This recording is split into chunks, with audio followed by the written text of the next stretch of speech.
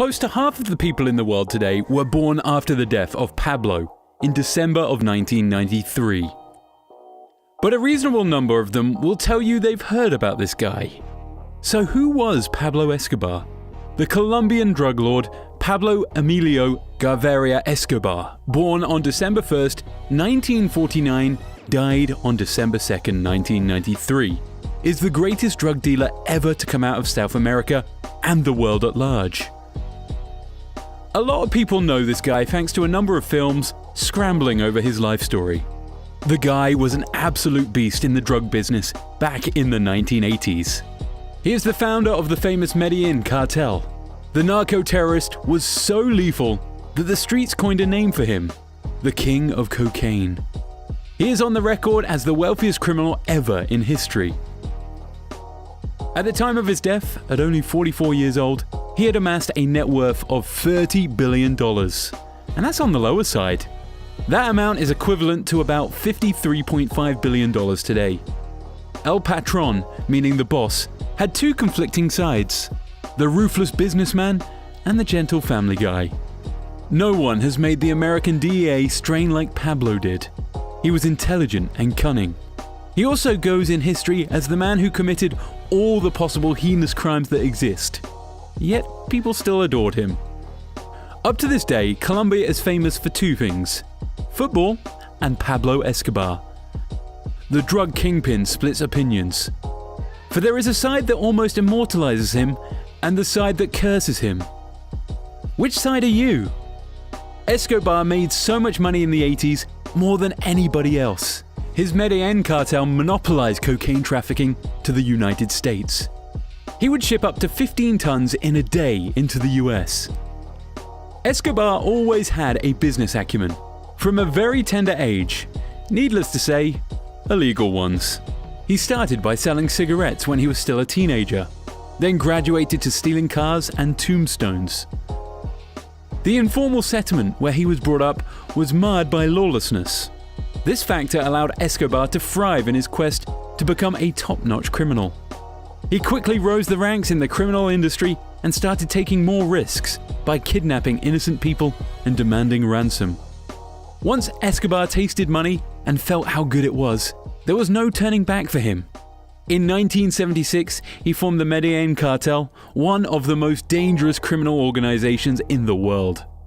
If you haven't watched the series that depicts his lifetime story, called Narcos, then your taste for entertainment must be very questionable. Escobar started out by personally flying drugs on a small plane to America. After his empire had expanded immensely, he acquired a fleet of planes to aid in his cocaine trafficking. He would stash kilos of cocaine in plane tires and any other available space in the aircraft. At the peak of his inhumane career, Pablo made unbelievable amounts of money. He would make up to $420 million a week. Keep in mind we are talking about the 1970s and 1980s. He was so wealthy that, at some point, money didn't matter to him anymore. In the late 80s, the Colombian authorities got wind of where he was hiding his ill-accumulated wealth. They moved in and seized a whopping 142 planes, 20 helicopters, and some 32 yachts. Is that even real to you? Well, believe it or not, the Medellin boss owned all that and much more. It is reported that Escobar owned about 142 homes across Colombia. Get this, Pablo made so much money that his pilots, responsible for safely shipping the white gold into the United States, would walk home with $500,000 per trip made. If you give me that much money, I'm not sure how it would end. But one thing is for sure, I'll sweat profusely. Pablo even bought a plane, specifically for flying his cash. Unlike multinationals and big companies like Facebook and Amazon, whose net worth are tied to their stock, Pablo's net worth came in hard cash. One of his 142 homes, located in Puerto Triunfo, was better than the president's residence without a doubt. In this palatial home, Pablo built a zoo, then imported wild animals from all over the world to fill it up. He imported hippos, elephants, giraffes, rhinos, among other bush animals. I highly doubt if there exists any citizen with so much money to do what Escobar did. After his death, this home was turned to a museum. and the hippos still roam in the compound until today. The money Pablo made came in thick and fast. It got to the point where he didn't know where to keep it.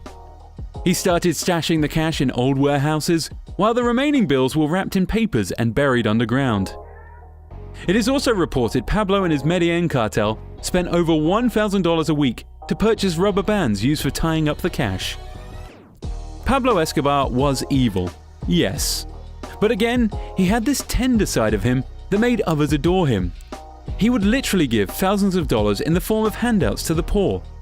He also actively participated in community projects, including building schools for the poor, constructing houses, and building sport complexes. Dirty money, good deeds. Due to his charitable works, Escobar would then decide to join politics, with one objective in mind: fighting extradition. He successfully secured a seat in the Colombian Chamber of Representatives through the Liberal Alternative Movement Party in 1982.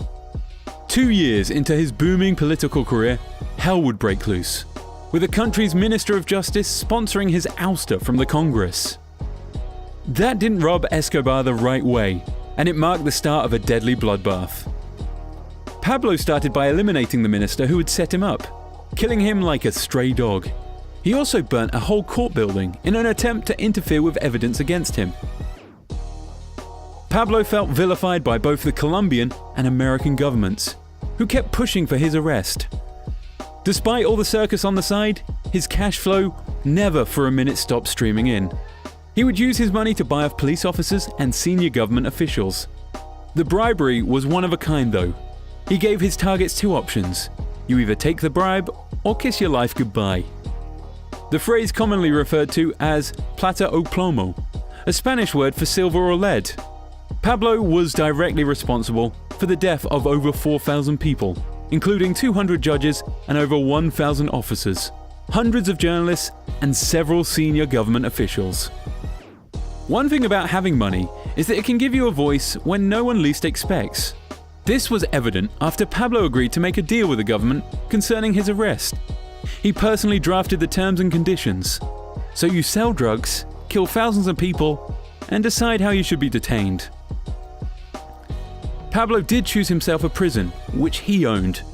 The luxurious amenities at La Cathedral were still perfect, as if he hadn't moved from his main home. In fact, it was better, because the state wasn't after him anymore. He had a swimming pool, a casino, a nightclub, and even a theme park at the so-called jail. 2 years later, he escaped when they attempted to transfer him to a more formal prison. During this time, while hibernating at one of his hideouts, he burnt $2 million to warm his shivering daughter. If Manuela is still alive today, I wonder how she feels having made Daddy break such an ingenious record. Pablo couldn't imagine being locked up in America. He even offered to pay the entire public debt of Colombia, $10 billion, in order for the laws to be changed in his favor. At this point is when you notice Escobar was richer than his motherland Colombia. So much so that he featured on the Forbes Rich list for 7 years straight, from 1987. At some point around 1990, he was named the second richest man in the world, only trounced by the Sultan of Brunei. When the drug agencies started seizing his fleet of planes, he bought 2 submarines to cover the damages and continue with the business as if nothing had happened. Chances are high that the rats in Pablo's home turf of Medellin have seen more money than you are likely to see in your lifetime. The naughty rodents were responsible for the destruction of millions of dollars in the warehouses where El Patron hid his stash. Pablo Escobar may have been the most ruthless killer and prolific drug baron that ruined millions of lives. However, it is fair to talk about his right side, for the people he helped. When Pablo was killed by the Colombian authorities just a day after his 44th birthday, some people rejoiced. Some people mourned in equal measure. His funeral was attended by around 25,000 people, the majority of whom he had touched their lives directly. To them, he was and will always remain their Robin Hood. So there you have it, how much money Pablo Escobar made. What would you do with all this money? Let us know in the comments below. If you enjoyed this video, make sure to leave a like and subscribe.